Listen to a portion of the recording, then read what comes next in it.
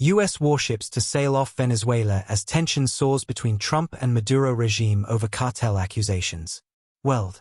U.S. warships to sail off Venezuela as tension soars between Trump and Maduro regime over cartel accusations. August 21, 2025, 8:10 a.m. Eastern Daylight Time, CBS, AP. The United States is deploying 3 Aegis-guided missile destroyers to the waters off Venezuela as part of President Trump's effort to combat threats from Latin American drug cartels.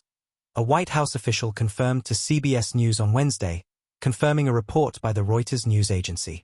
The USS Gravely, the USS Jason Dunham and the USS Sampson were to depart for the region over the next few days, the official said.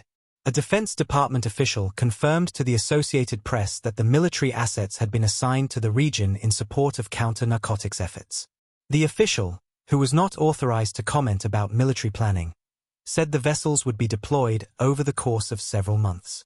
The deployment of U.S. destroyers and personnel comes as Mr. Trump pushes for using the U.S. military to thwart cartels he blames for the flow of fentanyl and other illicit drugs into American communities, and for perpetuating violence in some U.S. cities.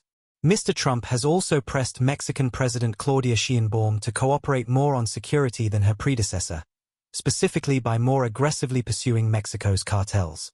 But she has drawn a clear line when it comes to Mexico's sovereignty, rejecting suggestions by Mr. Trump and others of any intervention by the U.S. military.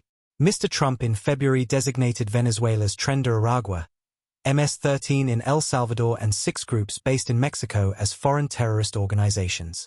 His Republican administration has also stepped up immigration enforcement against alleged gang members. The terror designation is normally reserved for groups like Al-Qaeda and ISIS, which use violence for political ends, not for money-focused crime rings such as the Latin American cartels. But the Trump administration argues the international connections and operations of the groups, including drug trafficking, migrant smuggling, and violent pushes to extend their territory, warrant the designation. Earlier this month, the Trump government announced it was doubling to $50 million a reward for the arrest of Venezuelan President Nicolas Maduro, accusing him of being one of the world's largest narco-traffickers and working with cartels to flood the U.S. with fentanyl-laced cocaine. The press office of Venezuela's government did not respond to a request for comment from the AP on the deployment of the U.S. destroyers. But without mentioning the ships, Foreign Minister Yvonne Gill, in a statement on Tuesday, dismissed the Trump administration's drug trafficking accusations against Venezuela. Washington's accusing Venezuela of drug trafficking reveals its lack of credibility and the failure of its policies in the region, Gill said. While Washington threatens, Venezuela steadily advances in peace and sovereignty, demonstrating that true effectiveness against crime is achieved by respecting the independence of its peoples. Every aggressive statement confirms the inability of imperialism to subdue a free and sovereign people. The statement was followed by the government's decision to temporarily ban the purchase, sale, and operation of drones in Venezuela's airspace. In 2018, drones armed with explosives detonated near Maduro in an apparent assassination attempt while he was delivering a speech to hundreds of soldiers being broadcast live on television.